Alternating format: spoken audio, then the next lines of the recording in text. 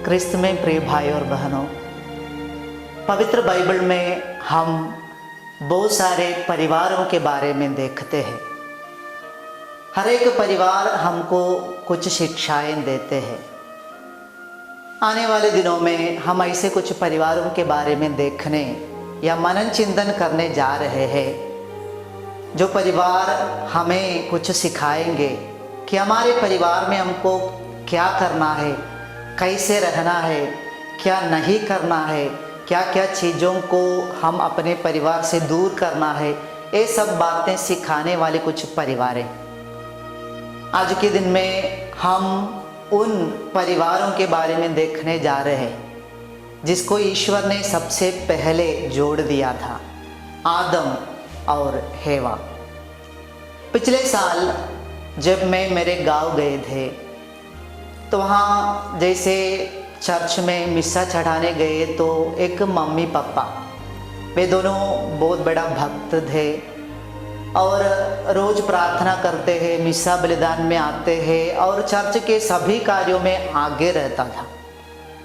और वे दोनों मिलके मुझे मिलने आए और मुझसे बताए कि फादर जी, हमारे घर में थोड़ा आना है आज। हमारे बेटा है, वो चर्च नहीं जाते हैं, प्रार्थना नहीं करते हैं, वचन नहीं पढ़ते हैं, उसको चर्च के कोई कार्य में कोई मतलब नहीं रहता है। मैंने बोला मैं आऊँगा।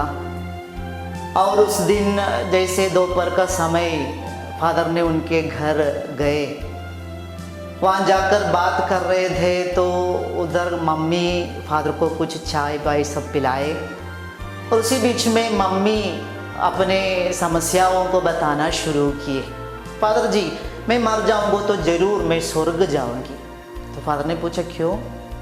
तो मम्मी बोल रही थी, ये इन दोनों लोगों के साथ इस दुनिया में रहेगा तो ज़रूर मुझे स्वर्ग ही मिलेगा, क्योंकि ये लोग ऐसा है, ये मेरा पति जो है ऐसा है वैसा है बोल के उसके ऊपर ऐसे बहुत सारे दोष लगाना शुरू किए। तो ये सुनकर उसका बेटा उधर बगल में खड़ा था और बेटा से जैसे मैंने बात करना शुरू किया, चर्च नहीं जाने के बारे में पूछने लगे, उपदेश देने लगे, तो ये बेटा बोल रहे, फादर जी इसीलिए मैं चर्च नहीं जाता हूँ कि मेरा मम्मी पापा रोज़ चर्च जाते हैं और जैसे ही मिस्सा करके घर में आते हैं वैसे ही शुरू करते हैं, एक दूसरे के ऊपर दोष लगाना शुरू करते हैं। ऐसा है तो चर्च जाने का या मिस्सा में भाग लेने का मतलब क्या है? प्यारे भाई बहनों, आज हम आदम और हेवा के बारे में मनन चिंतन कर रहे हैं। आदम और हेवा, उनके जीवन में भी यही हुआ। ईश्वर की आज्ञा को उल्लंघन करने के बाद जैसे ईश्वर आदम वाटिका में आते हैं और आदम से पूछे, आदम आपने क्या किया? तो आदम कहता है कि आपने जो स्त्री, मेरे साथ रहने के लिए जो स्त्री को मुझे दिया, वही मुझे ये फल खाने दिए। और हेवा से पूछते तो हेवा बोलते, सांप ने ऐसा कार्य हमारे साथ किए। एक दूसरे के ऊपर दोष लगाते रहते। वास्तव में हम देखते आदम अपने गलती को छोटा दिखाने के लिए अपनी गलती को छुपा के वो गलती को हेवा के ऊपर रख देते हैं।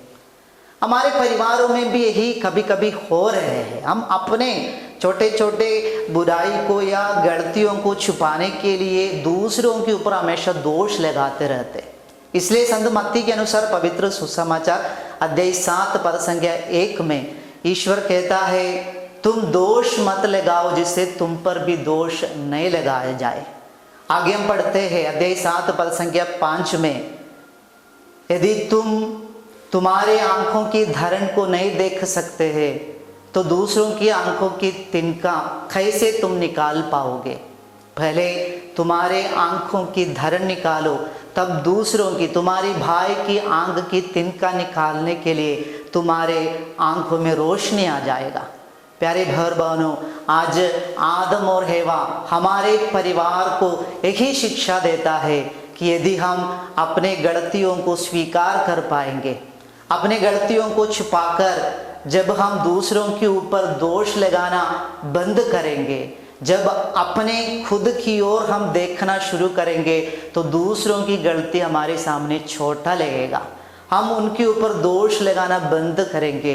हम एक दूसरे के ऊपर दोष लगाते हुए हमारे परिवार के शांति को, खुशी को कभी नष्ट नहीं करेंगे, बर्बाद नहीं करेंगे।